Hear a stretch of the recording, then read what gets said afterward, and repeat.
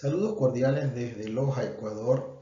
Eh, en primer lugar, muchas gracias a la Universidad de Pamplona por invitarnos a este magno evento en el marco del cuarto Seminario Internacional y séptimo Encuentro Nacional de Semilleros de Investigación en Enfermería.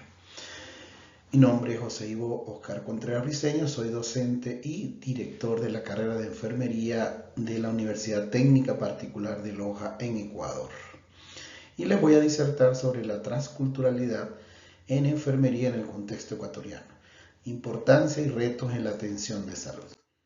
En primer lugar, vamos a tomar la palabra de la mayor teórica de enfermería que representa esta corriente. La enfermería transcultural es entendida por Madeleine Leininger como una rama de aprendizaje de la enfermería que se centra en el estudio comparativo y el análisis de las culturas, cuando se aplica a la enfermería y a las prácticas, creencias y valores de la salud y de la enfermedad. En el contexto global, el estudio desde este enfoque de la enfermería se puede apuntar en el documento más reciente que genera la Organización Mundial de la Salud, que tiene que ver con la conferencia de Astana en el 2018 y que apunta a la personalización de la atención en todos los niveles.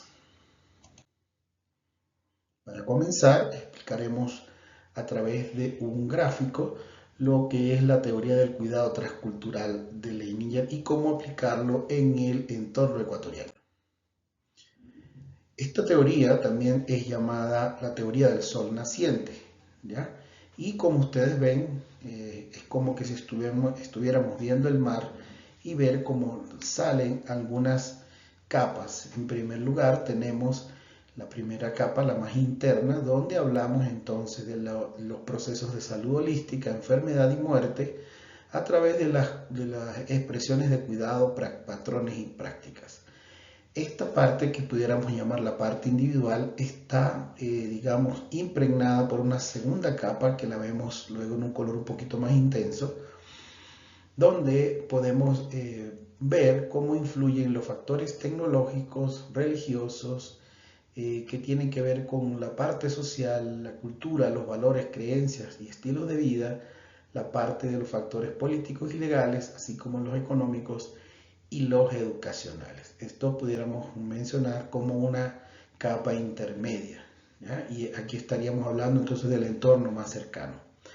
Pero también tenemos una capa más externa que tiene que ver con los puntos de vista o lo que llamamos nosotros las cosmovisiones, es decir, cuáles son las dimensiones culturales y sociales de esa sociedad. En este caso, estaríamos hablando de la sociedad ecuatoriana. Vemos entonces cómo en la base del sol naciente están los individuos, las familias, grupos, comunidades, pero también están las instituciones de diversos puntos de vista de la salud. En el caso de Ecuador, pues se presenta la atención en tres niveles, ¿no? El primer nivel de atención que tiene que ver entonces con la atención domiciliaria comunitaria, el segundo nivel de atención que tiene que ver con los servicios básicos hospitalarios y una atención especializada de referencia, contrarreferencia y de hospitalización, digamos, más específica. Por aquí entonces tenemos, de acuerdo a los tres círculos que tenemos en la parte media de la gráfica, tenemos entonces los cuidados folclóricos o genéricos. En intermedio está el cuidado de enfermería y también los sistemas profesionales. Esto genera entonces decisiones y acciones de parte del enfermero con respecto a mantener y preservar el cuidado cultural, negociar cuando ya el primer nivel se vence y no es posible, porque hay, vamos a decir, un cisma entre la manera como se cuida una cultura y lo que el enfermero sabe. Entonces se pasa a una segunda fase de negociación y acomodación, y cuando es necesario, y esta fase también fracasa, pasamos a una fase de reestructuración y repatronización, es decir, generar nuevos patrones en la conducta. Esto es lo que hemos venido entendiendo como cuidado culturalmente congruente en salud, y pudiéramos hablar de bienestar incluso para la muerte. Ahora, ¿Qué pasa en el contexto ecuatoriano? Tenemos una diversidad cultural muy grande. Tenemos entonces pueblos, nacionalidades indígenas, afrodescendientes y mestizas.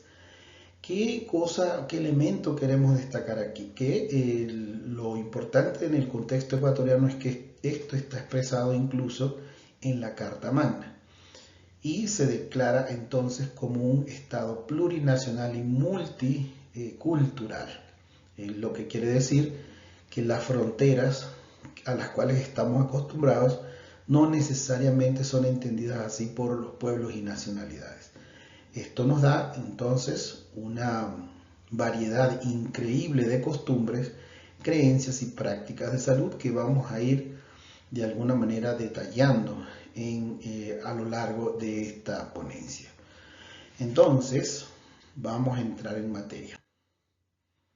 Como pueden ver, estudios etnográficos han determinado que Ecuador cuenta con 17 pueblos y nacionalidades, entre los cuales se mezclan y viven en convivencia amerindios, afroecuatorianos, mulatos, blancos y mestizos. Si bien los mestizos son la parte más gruesa, por decirlo así, desde el punto de vista poblacional, aquí vemos entonces una diversidad. En la gráfica vemos una diversidad prácticamente, hay culturas regadas por todo el país. Entonces hay un mapeo importante de lo que esas culturas generan y cada una de ellas presentan por supuesto algunas expresiones de cosmogonía y también expresiones de cosmovisión que difieren, ¿ya? Muy bien, vamos a adelantarnos. Ustedes pueden ver que la vestimenta, puede verse entonces que las tradiciones realmente le dan un contexto muy específico a cada uno de estos grupos étnicos.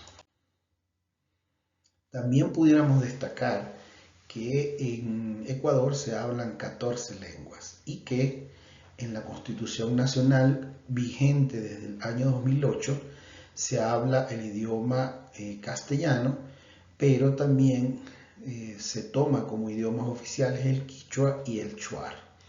Con respecto al shuar es importante destacar, siendo el tercero menos hablado de los tres, el shuar tiene una condición muy específica, al igual que, por ejemplo, la cultura teotihuacana en México.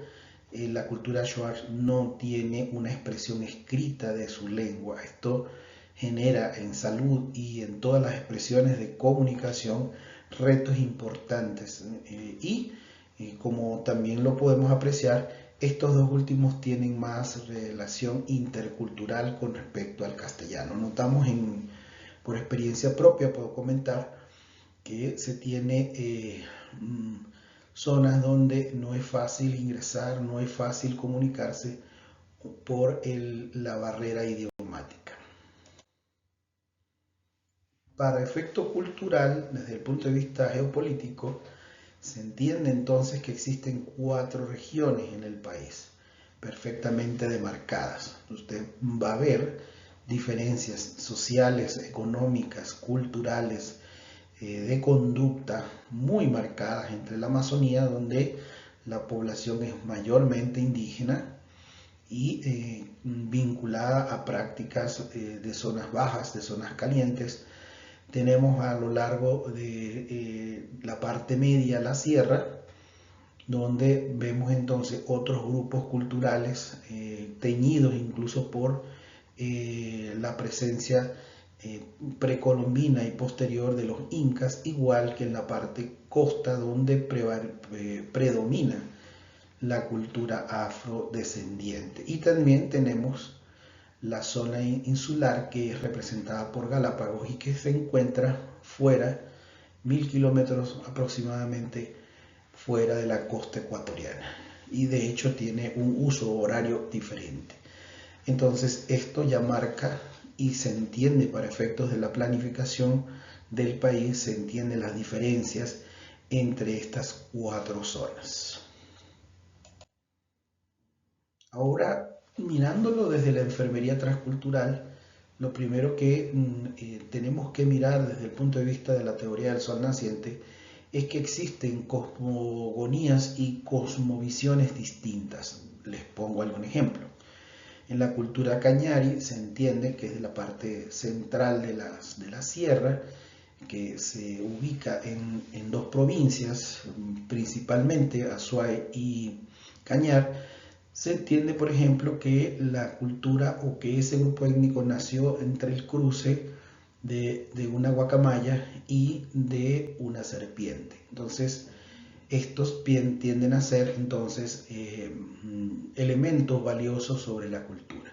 Un poco más arriba, por ejemplo, en la cultura que está en el centro del país, que tiene que ver entonces con el área, por ejemplo, de Chimborazo, se tiene entonces los Puruá, quienes adoran al punto más elevado de la tierra, el punto más cercano al sol, que es el Taita Chimborazo, y que en efecto es elevado, que le da también un contexto muy específico a la cultura, teniendo entonces entre sus juglares narraciones muy interesantes sobre cómo el papel que juega el Taita Chimborazo en la conducta de los Puruá, por ejemplo, y de la cultura en esa parte del centro, por poner algún ejemplo, ¿no? Con respecto a la adaptación de la atención según estos mismos valores, también podemos observar que el primer tema que aflora es la barrera idiomática, y vemos, por ejemplo, unas diferencias marcadas, a pesar de que tienen el mismo origen. Por ejemplo, los que derivan de los incas tienen acervos muy diferentes en la parte norte, centro y sur del país donde yo me encuentro. Vamos a hablar un poquito más adelante de un ejemplo muy específico. Por supuesto que una de las grandes dificultades también para poder encontrar empatía con estas poblaciones es precisamente la comunicación. La distancia física, el respeto, e incluso en algunos grupos étnicos también no es fácil hacer síntesis cultural, porque la entrada puede costar incluso mucho tiempo en que ellos acepten que una persona que ellos no conocen pueda integrarse a una de sus culturas. Entonces, en la comunicación respetuosa y empática está precisamente el primer elemento. Veíamos, por ejemplo, y aquí viene otro de los retos que se plantea para la enfermería, es aprender esos idiomas que son necesarios, y por supuesto desde el punto de vista de lo que implica la interpretación de sus símbolos, también la semiótica y la semiología en términos culturales, ¿no? Para poder entender cuándo estamos hablando, según ellos, de una enfermedad y cómo la interpretan ellos, por poner un ejemplo, ¿no? Entonces, toda la comunicación respetuosa implica empezando por hablar la misma lengua y también por expresarse lo más adecuadamente posible. Un ejemplo que ponemos muy frecuentemente en herramientas de la comunicación es, por ejemplo, el uso de palabras muy específicas, como el uso de la palabra wambra, por ejemplo, pai, entre otras. Entonces, esas expresiones de lo que es un adulto, de lo que es un niño, de lo que es una persona cercana, varía cultura con cultura. Como lo decía, por ejemplo, colocando algunas barreras idiomáticas y de comunicación, dentro de algunas culturas de la sierra hablamos del sobreparto. El sobreparto para los clínicos, para los investigadores en ciencias de la salud, implica un cuadro clínico que es una complicación del parto, y que la mujer tiende a tener decaimiento, tiende a mantener un sangrado, por ejemplo, y dependiendo del caso, algunas otras manifestaciones. Para ellas la palabra sobreparto en sierra pudiera ser una complicación entre leve y grave, de acuerdo a las condiciones en que ellas lo expresan.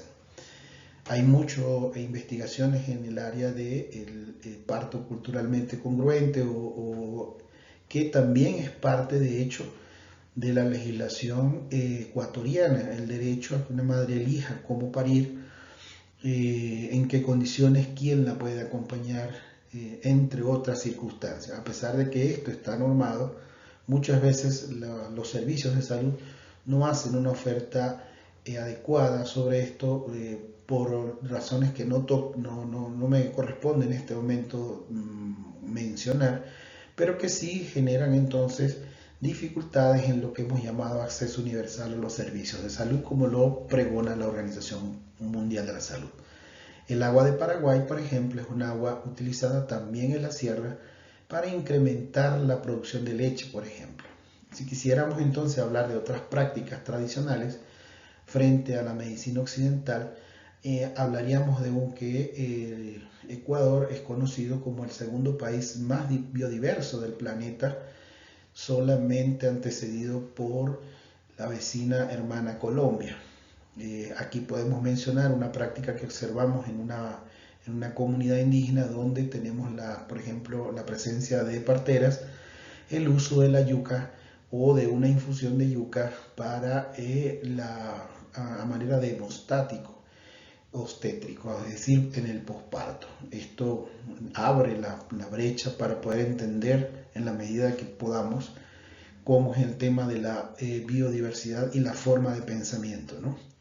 Con respecto a la confianza y percepción de los profesionales de la salud, voy a poner un ejemplo. Muy cerca de acá, más o menos a 70 kilómetros, está un asentamiento indígena conocido como Saraguro. Los Saraguros, de acuerdo a estudios también desde el punto de vista etnográfico, ven al revés el tema del sistema de salud.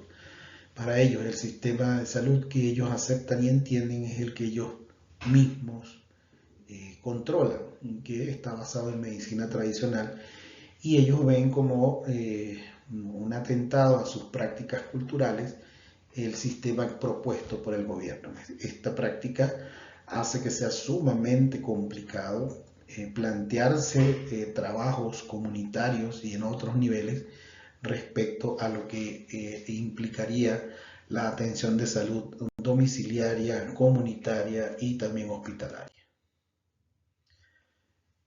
Algo importante también que hemos visto en Ecuador es el uso de plantas medicinales.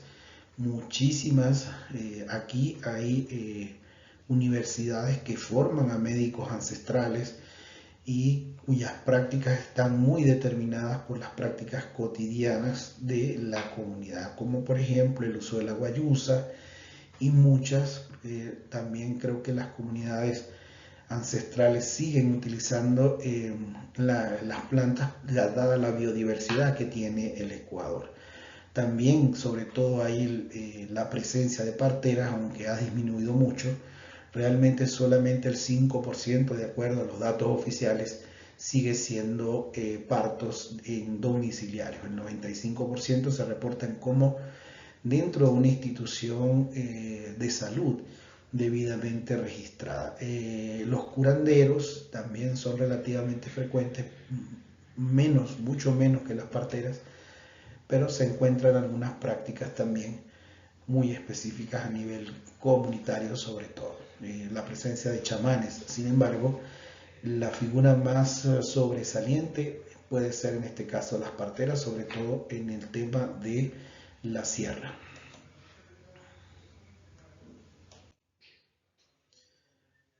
¿Cuál sería entonces, a breves rasgos, el rol del profesional de enfermería en el cuidado transcultural y cómo llevarlo al tema de la formación?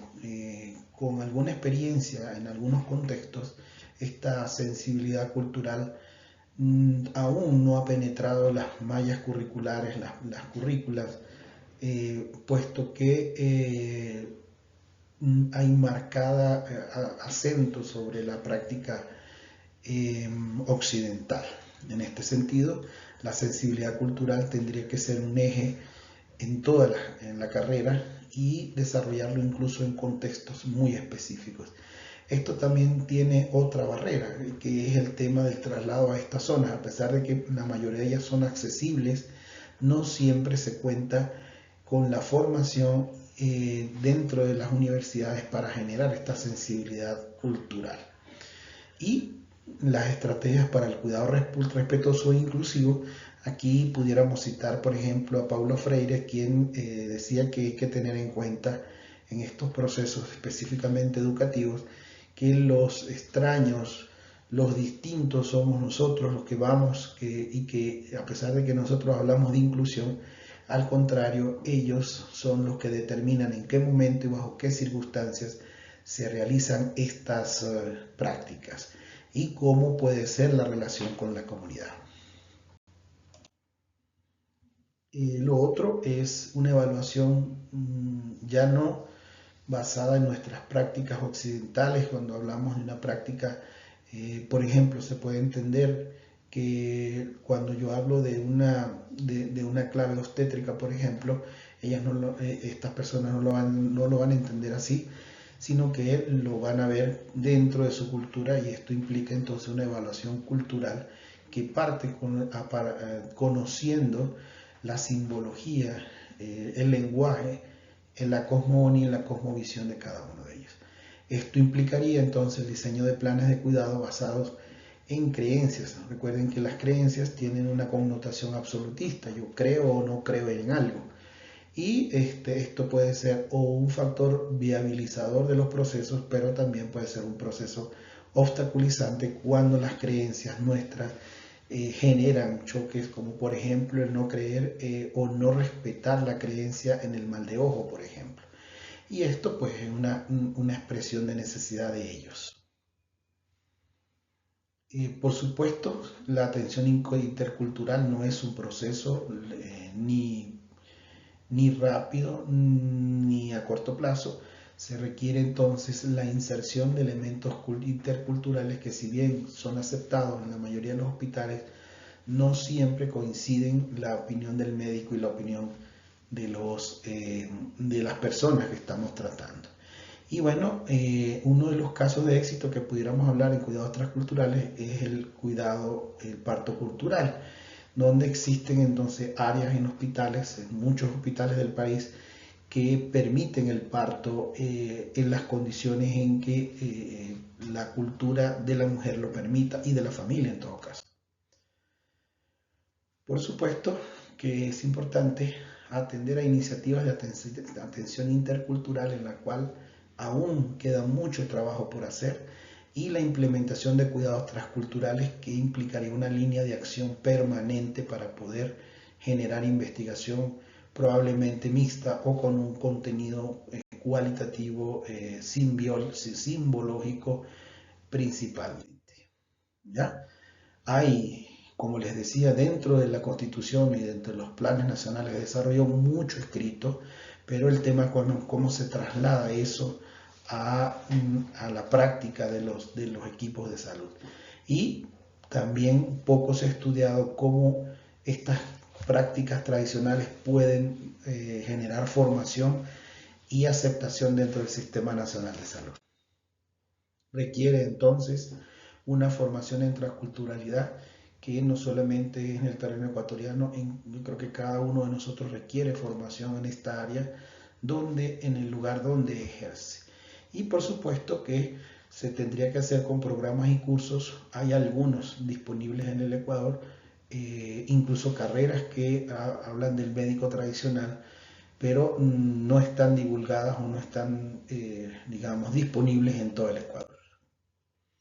Retos, por supuesto, lo podemos ver, la integración cultural entre el sistema tradicional y el sistema profesional, sistema de salud, como lo propone Leininger, el tema de los recursos, formación suficiente, y las propuestas de mejora es empezar con líneas de investigación y trabajos. De hecho, desde la UTPL estamos haciendo algunos esfuerzos, a pesar de que nuestra carrera es joven, apuntando precisamente a esto, primero conociendo ese contexto para poder plantearnos algo culturalmente congruente. Y bueno, de manera muy general, sí, como en todo contexto, la teoría de Leininger puede ser aplicada, y la importancia de este enfoque es precisamente que es un mandato prácticamente de la conferencia de Astana, esta atención personalizada. Bien, muchas gracias a los compañeros que nos han invitado desde Colombia para esta presentación. Muchas gracias.